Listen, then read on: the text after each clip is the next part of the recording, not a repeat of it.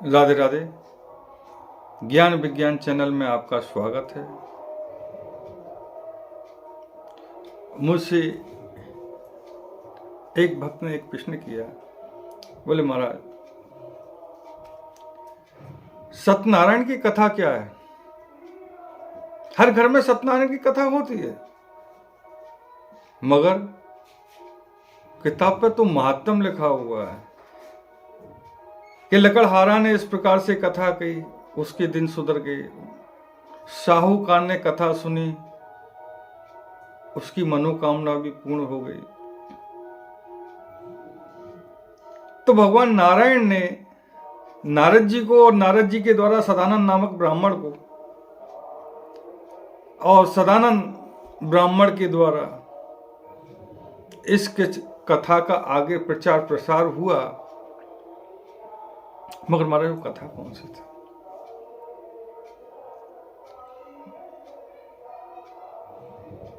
भक्तों, एक बार नैमिषारण्य स्थान पर, बहुत पावन स्थान है नैमिषारण्य, 88,000 ऋषि एकत्रित हुए। नैमिषारण्य सूतमासीन मविवाद महामृतम कथामृत रसा स्वाद कुशला सौन को प्रवृत्त। तो आपस में चर्चाएं कर रहे थे कि आगे घोर कलयुग आने वाला है, मनुष्य की अल्पायु हो जाएगी,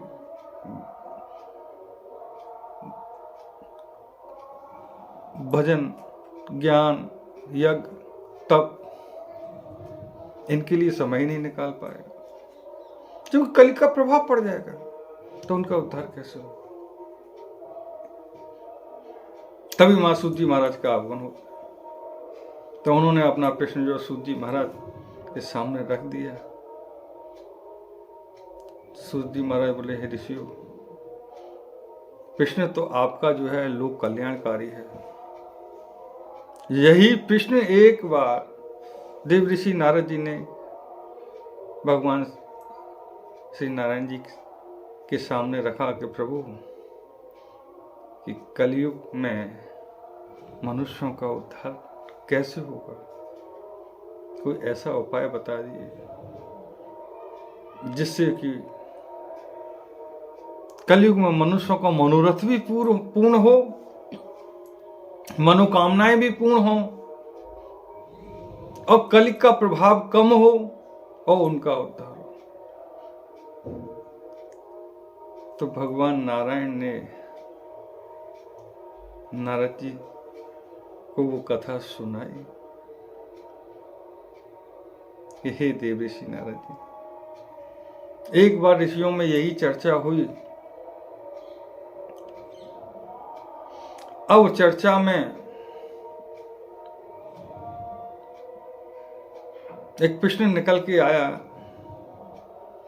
कि भाई कलयुग में ऐसे कौन से देवता की हम प्रधानता करें, ऐसे कौन से देव की हम पूजा करें,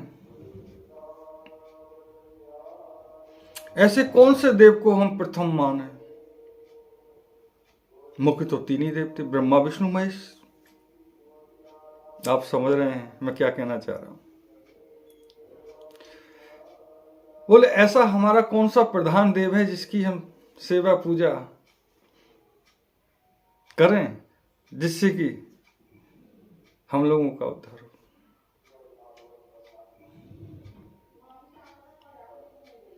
तो बोले भाई, इन तीनों देवों में से किसको हम अपना प्रधान बनाएं, मुख्य देवता बनाएं, मुख्य अधिष्ठाता बनाएं?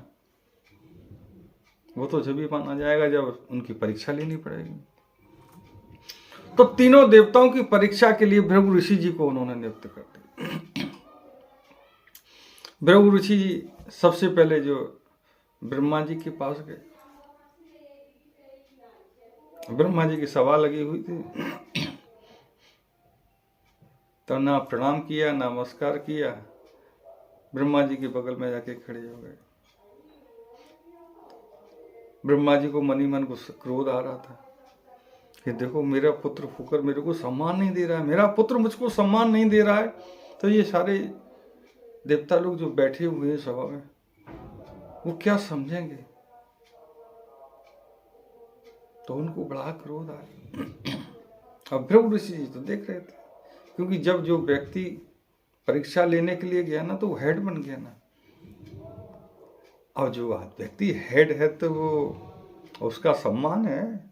वो तो परीक्षा लेने के लिए गए थे ना, कि इनके ऊपर क्या प्रतिक्रिया होती है। जब समझ गए कि बोले पिताश्री भी जो स्वार्थी हैं। लोग ब्रह्मा जी की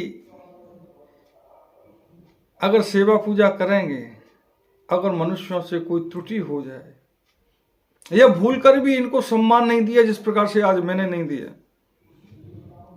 तो जो इनको सम्मान करेगा ना, उसको तो ये खुश रखेंगे, और जो इनको सम्मान नहीं करेगा ना, वो इनके कोप का भागी बनेगा,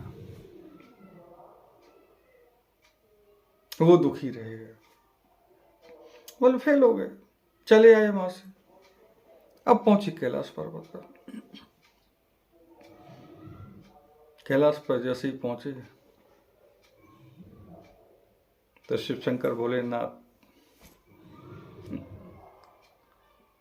वहां बैठे हुए विराजमान है। जब उन्होंने देखा कि हमारे कैलाश पर भृगु ऋषि पधारे हैं, तो अपने आसन से उठ के खड़े हो गए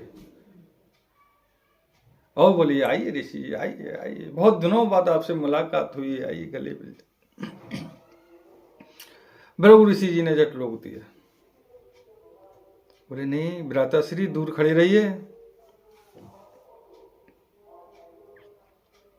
अरे आपके गले में जो है मुंडों की माला है, गले में सर्प है, शरीर पे बहुत लगी हुई है, हम आपसे गले मिलेंगे तो हमारे वस्त्र खराब हो जाएंगे। नहीं, भृगु ऋषि जी तो परीक्षा लेने के लिए गए ना। शिव जी को भी क्रोध आ गया,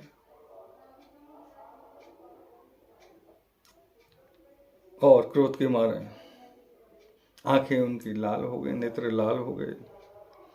भृगु जी वहां से चल दिए। बोले ये भी भाई क्रोधी व्यक्ति है, जो इनकी बात को मानेगा वो तो ठीक है, और जो नहीं मानेगा उससे नाराज हो जाएंगे। अगर न मनुष्य के द्वारा अगर सेवा में, पूजा में थोड़ी सी भी त्रुटि रह गई, तो ये जिस प्रकार से मुझ पर क्रोधित हो रहे हैं, तो ये तो संहार ही कर देंगे ना। इनको भी कदापि हेड नहीं बनाया जाएगा, प्रधान नहीं बनाया जाएगा। अब भृगु ऋषि जी वहां से चलते हैं, क्षीर सागर में पहुंचे भगवान विष्णु के पास। विष्णु भगवान जो है शेष सैया पर विराजमान है, लक्ष्मी जी जो है चरण दबा रही हैं, क्योंकि भगवान निद्रा में थे ना। भृगु ऋषि जी को देख नहीं पाए। भृगु ऋषि गए और जाकर भगवान के वृक्ष स्तर पर अपने पैर का प्रहार करते हैं, भगवान के वृक्ष स्तर पर अपनी लात मारते हैं। जैसे ही उन्होंने भगवान के वृक्ष स्तर पर प्रहार किया, भगवान की निद्रा टूटी, उन्होंने उनके चरणों को पकड़ लिया। बोले ऋषिवर क्षमा करें, आप आए थे, मैं देख नहीं सका, मैं निद्रा में था।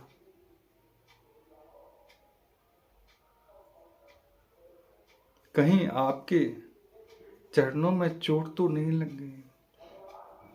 क्योंकि वज्र के समान कठोर मेरा वृक्ष स्थल, और फूल के समान आपके नाजुक कोमल चरण, और लगे भृगु ऋषि जी के चरणों को दबाने के लिए।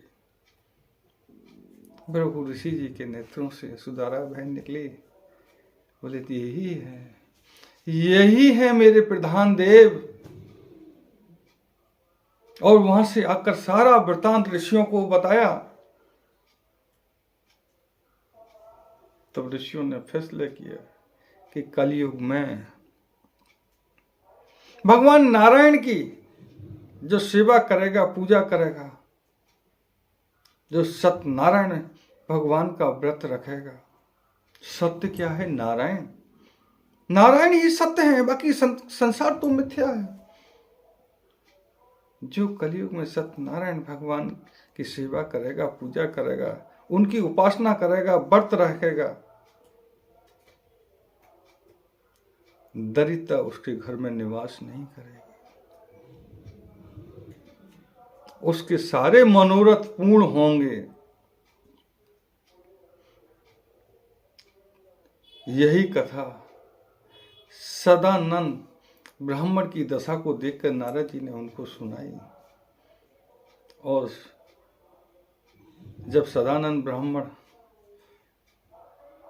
भगवान की पूजा कर रहे थे, सत्यनारायण की पूजा कर रहे थे, तभी वहां लकड़हारा पहुंचा।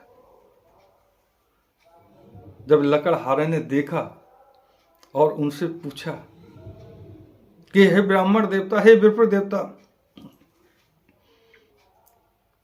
आप किस देवता का अनुष्ठान कर रहे हैं, किस देवता की पूजा कर रहे हैं, और ऐसा करने से क्या होता है? वही सदानंद ब्राह्मण ने लकड़हारा को बताया। वही अनुष्ठान उल्कामुख राजा ने किया, और उल्कामुख राजा के अनुष्ठान को देखकर जो साहूकार था ना, साहूकार वैश्य, जब वहां पहुंचा तो राजा से उन्होंने भी अपनी जिज्ञासा आगे रखी। बोले, हे राजन, आप ये किस देवता का अनुष्ठान कर रहे हैं, किस देवता की पूजा कर रहे हैं, इसको करने से क्या होता है? यही कथा राजा ने साहूकार वैश्य को बताई। उसने भी संकल्प किया कि मेरे घर में संतान नहीं है, मेरे घर में संतान हो जाए, और भगवान सत्यनारायण का व्रत रखना चालू कर दिया। और आगे तो आपने सुना ही होगा।